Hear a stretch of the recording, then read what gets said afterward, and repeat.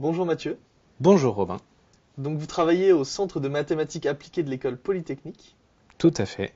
Et aujourd'hui vous allez nous parler du son en 3 dimensions sur lequel vous travaillez dans l'équipe X Audio et de simulation numérique. Le but, en fait, c'est de vous présenter nos travaux qui concernent le son en 3 dimensions et les calculs numériques qui permettent d'obtenir ce son en 3 dimensions. D'accord, alors première question la plus triviale, qu'est-ce que le son? Eh bien, c'est une bonne question pour démarrer. Donc, pour parler de son, l'idéal, c'est de commencer par introduire 3 choses. La première chose, ça va être de parler d'émetteurs. En fait, il faut bien générer ces sons. Et pour générer ces sons, en fait, on va avoir besoin de vibrations. Ce sont les vibrations qui produisent les sons. Donc, typiquement, là, on voit un haut-parleur, mais on peut penser aussi à un instrument de musique, on peut passer aux cordes vocales. Tout ça produit des sons. Ensuite, on va avoir besoin d'un récepteur, parce qu'il faut bien entendre ces sons. Donc là, on va penser à des microphones, mais plus naturellement, on va aussi penser aux oreilles. Les oreilles sont des récepteurs. Mais entre les deux, on a un émetteur, on a un récepteur, il faut quelque chose, il faut un milieu de propagation. Et dans le cas présent, le milieu, c'est l'air. Nous discutons tous les deux. Les cordes vocales sont émettrices, vos oreilles sont réceptrices, et entre nous, il y a de l'air. Finalement, sans milieu de propagation, donc sans air, donc par exemple dans l'espace, il n'y a pas de son qui se propage. Dans l'espace, il n'y a pas de son qui se propage, il faut forcément un milieu de propagation. Pourquoi ? Regardez ici, là je vais vous symboliser la membrane d'un haut-parleur. Cette membrane va vibrer, d'accord ? Lorsque la membrane vibre, elle va pousser l'air, donc elle va compresser, elle va augmenter la pression, en fait la pression acoustique. Et cette pression, en fait, va se propager. Donc lorsque cette pression se propage, on génère une onde, et cette onde, en fait, c'est ce qui va nous permettre d'émettre des sons et d'entendre des sons. C'est l'objet qui se propage entre l'émetteur et le récepteur. Cette onde, c'est ce qu'on voit ici, c'est cette espèce de vaguelette. Et comment on peut différencier est-ce qu'il y a différents types d'ondes sonores, par exemple? Donc il y a différents types d'ondes sonores, tout simplement parce qu'il peut y avoir différentes longueurs d'onde. Donc la longueur d'onde, ça va être la distance que vous allez avoir entre deux pressions maximales, d'accord, entre deux maximums sur cette courbe. Et comme vous voyez sur cette slide, on vous a représenté plusieurs longueurs d'onde. Vous avez en rouge de grandes longueurs d'onde. Les grandes longueurs d'onde correspondent à des basses fréquences, les sons graves, typiquement générés par un caisson de basse. Lorsque vous avez des petites longueurs d'onde, vous allez avoir des sons aigus, et ces sons aigus qui sont représentés ici vont se propager et peuvent même se sommer à des sons graves, et c'est ce qui se passe dans la vraie vie. Lorsqu'on émet des sons, on a une superposition de l'ensemble de ces longueurs d'onde. D'accord. Donc dans l'air, finalement, il y a cette espèce de vaguelette qui va se propager, mais j'imagine qu'elle se propage pas forcément dans une direction, elle va partir un petit peu partout. Donc, dans la conversation que nous sommes en train d'avoir, il y a effectivement des vaguelettes qui se propagent, mais qui se propagent en 3 dimensions. Sauf que représenter les choses en 3 dimensions, c'est pas évident. Donc, ce qu'on peut faire, c'est déjà se représenter les choses en 2 dimensions. Et pour ça, la meilleure image, c'est je jette un petit caillou dans l'eau. Lorsque je jette un petit caillou dans l'eau, je vais créer une onde, qu'on appelle une onde de surface, et donc tout le monde a l'image du cercle en fait qui va se propager. Qui va s'élargir comme ça. Qui va s'élargir et qui va se propager. Le son, c'est exactement la même chose, mais en 3 dimensions, et la généralisation d'un cercle à en 3 dimensions, c'est une sphère. Donc là, nous sommes en train de discuter, nous générons des sphères. Ces ondes qui arrivent partout, voilà, elles passent, elles nous traversent aussi. Donc là, on a parlé jusqu'à maintenant de sons qui se propagent dans le vide, mais là, comme nous sommes en train de parler, il y a des obstacles. C'est nous-mêmes, en fait, les obstacles. Si on regarde en fait sur la vidéo suivante, vous voyez en fait une onde qui va se propager, donc en 2 dimensions, car c'est plus facile pour représenter les choses. Et au-dessus de cette onde, là, ici, vous avez de cette source sonore, vous avez un obstacle. Et comme vous pouvez voir, en fait, là, cette onde, on a l'impression qu'elle ne voit pas cet obstacle. Pourquoi ? Parce qu'il y a un rapport entre la longueur d'onde et la taille de l'obstacle qui est essentiel lorsqu'on parle de propagation d'onde. Tout simplement, lorsque la longueur d'onde est plus grande, bien plus grande que l'obstacle, l'onde ne voit pas l'obstacle. Donc pour ça, un autre parallèle, c'est d'imaginer, je reprends l'image avec le petit caillou, sauf que cette fois j'ai une vague. Si j'ai un tout petit caillou et une vague, la vague évidemment ne va pas voir le petit caillou, ne va pas faire le tour du petit caillou. En revanche, si j'ai une île, là à ce moment-là, la vague voit l'île et la vague va faire le tour. D'accord, donc là, ce qu'on voit, c'est ça, c'est l'onde qui se propage donc sur la mare ou sur le lac. Et donc avec un tout petit obstacle, elle passe à travers. Avec un gros obstacle, elle va être déformée ou elle va passer à côté en tout cas. Elle devrait en tout cas interagir avec. Néanmoins, ce petit obstacle, vous en doutez, ce n'est pas n'importe quoi, on parle de son. Donc vu qu'on parle de son, ce petit obstacle, si on regarde, en réalité, c'est une tête.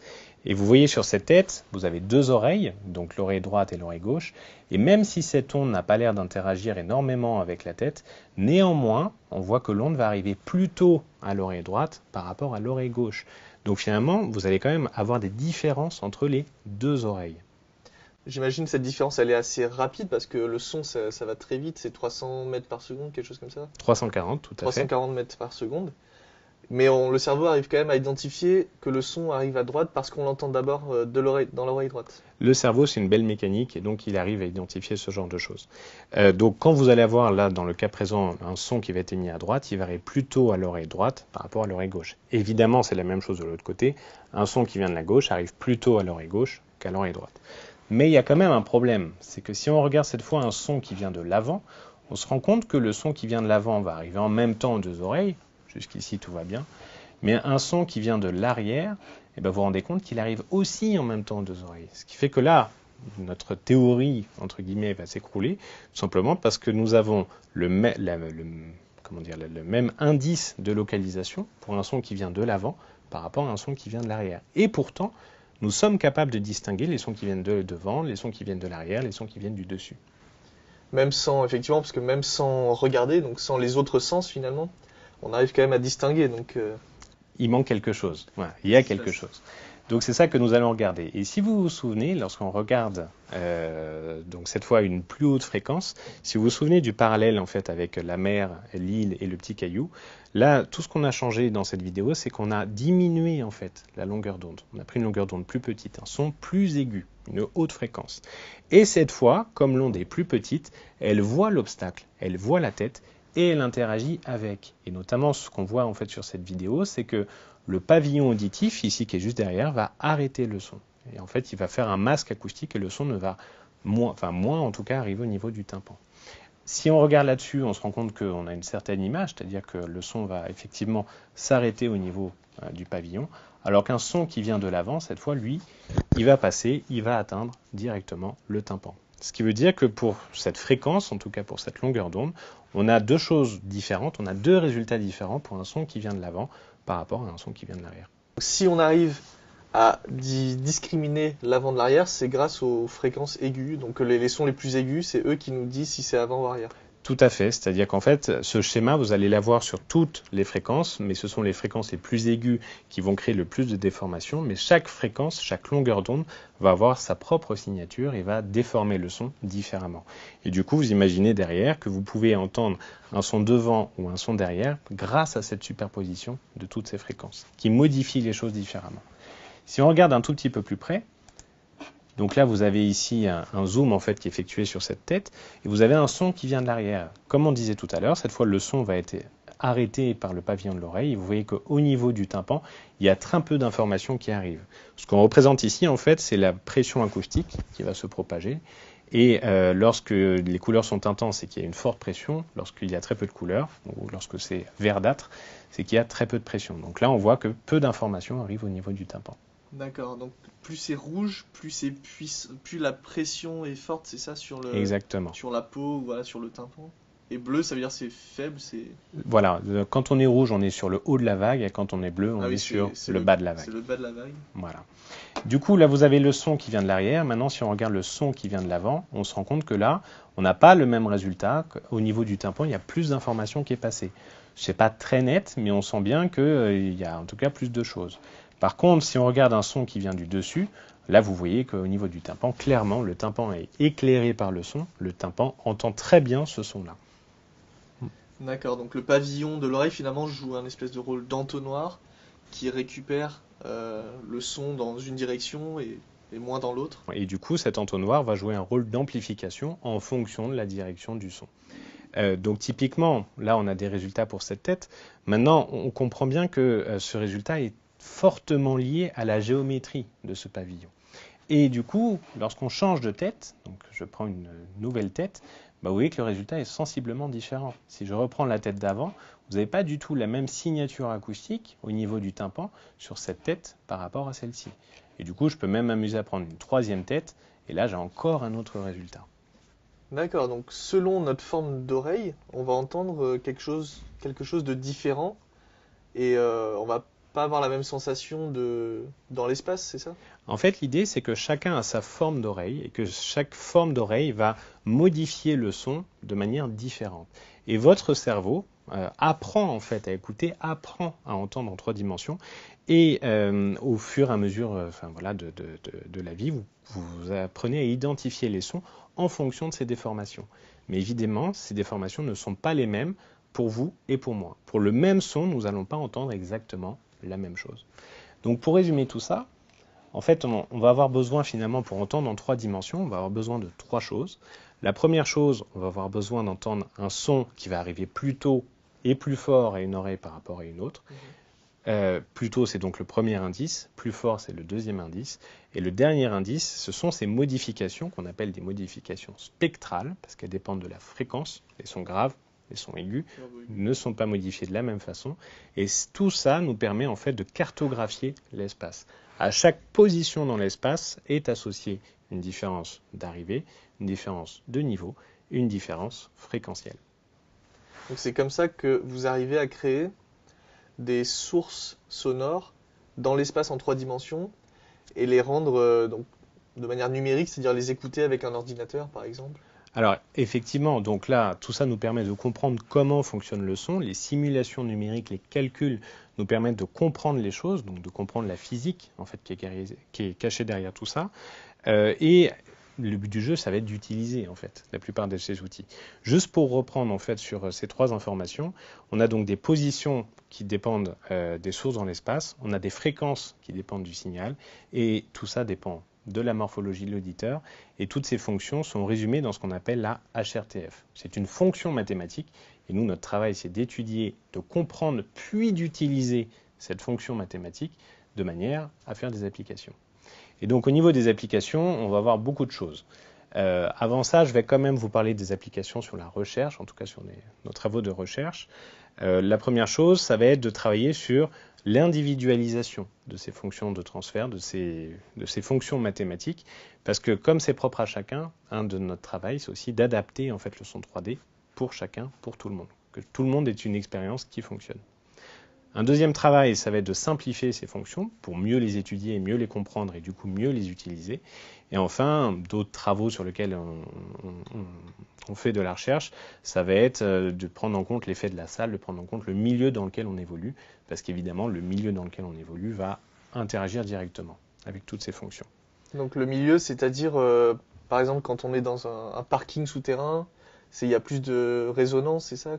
Voilà, c'est-à-dire que vous êtes dans un parking, vous n'avez pas le même son que dans vos toilettes ou dans votre salon ou dans une église. À chaque fois, le son est différent et tout ça va évidemment jouer sur votre perception du son dans l'espace.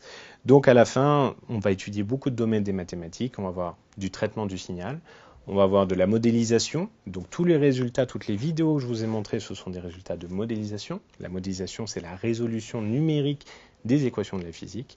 On va avoir du coup des équations qu'on appelle des équations de dérivée partielle et on va avoir de la géométrie dans l'espace. À la fin, du coup, donc on a des thématiques de recherche, on a des thématiques sur lesquelles nous travaillons dans notre centre de recherche en mathématiques appliquées, mais il y a quand même le terme appliqué, donc on va utiliser tous ces résultats. Ouais, donc c'est ça qu'on a envie de savoir, c'est concrètement pour le grand public comme nous, est-ce que cette technologie, enfin comment arrive cette technologie jusqu'à nous? Alors cette technologie va arriver par plusieurs secteurs. Là, je vais vous en présenter 4, mais il faut savoir qu'il y en a beaucoup d'autres. Le premier, le plus naturel, ça va être de travailler avec les ingénieurs du son. Donc les ingénieurs du son, c'est eux qui font en fait la musique, la télévision, le cinéma, etc., ceux qui travaillent le son. Les ingénieurs du son ont besoin de matériel et ont besoin de studios d'écoute. Via notre compréhension du son en 3 dimensions et via les logiciels que nous sommes capables de créer à partir de ça, de calcul, au lieu d'avoir, comme vous voyez sur cette image, une énorme console avec des enceintes et un studio, vous pouvez avoir la même chose mais uniquement numérique, c'est-à-dire virtuelle, avec un simple casque. Donc ça, c'est très pratique pour les ingénieurs du son qui n'ont pas besoin d'un gros studio pour travailler, qui ont juste besoin d'un ordinateur avec un casque. Donc c'est une des applications. Une autre des applications, qui n'est pas du tout la même, ça va être de travailler pour l'archéologie. Alors, là, ce que vous avez ici, c'est un théâtre antique romain, mais c'est le théâtre tel que nous l'avons aujourd'hui, le théâtre antique d'Orange. Comme vous voyez, ce théâtre ne ressemble a priori pas tellement au théâtre de l'époque. Vous avez un toit en métal, il manque la plupart des ornements, enfin, ce théâtre a évolué en fait en 2000 ans. Et là, un des objectifs, c'est de reconstruire le son de ce théâtre, mais tel qu'il était à l'époque. Et à l'époque des Romains, en fait, ce théâtre ressemblait plutôt à la maquette virtuelle que vous avez ici. Et nous sommes capables de faire des calculs sur cette maquette pour écouter le son tel qu'il était à l'époque.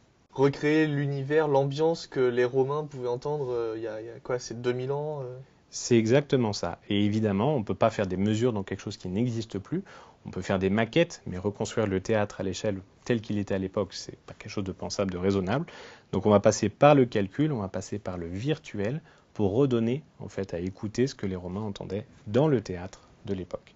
On va résoudre des équations.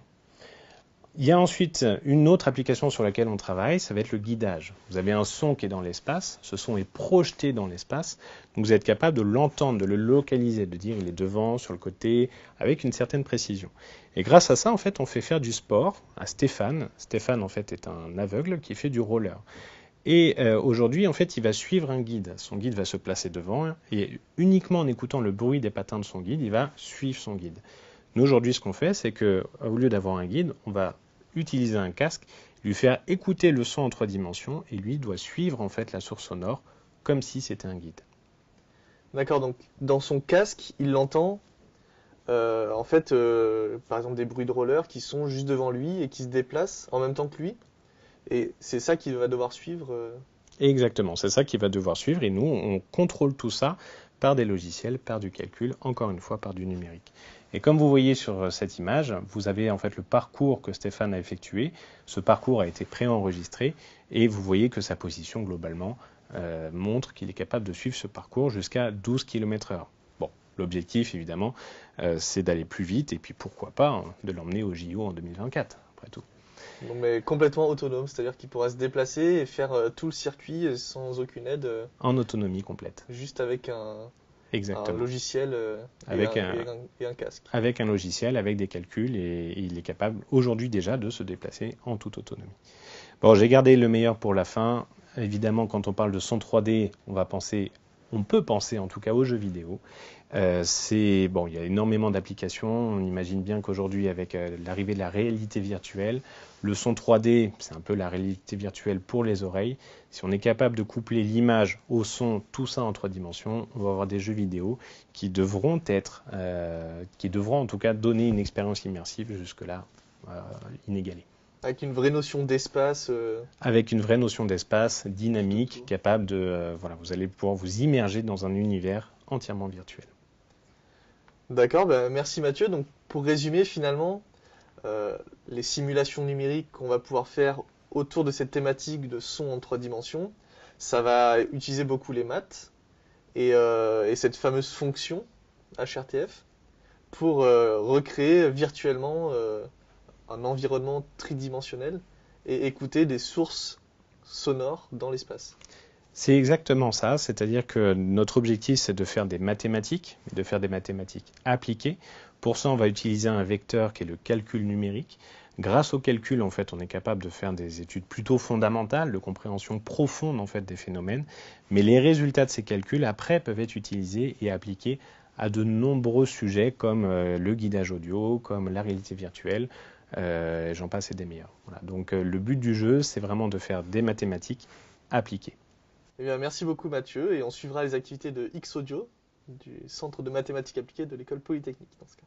Merci beaucoup Romain.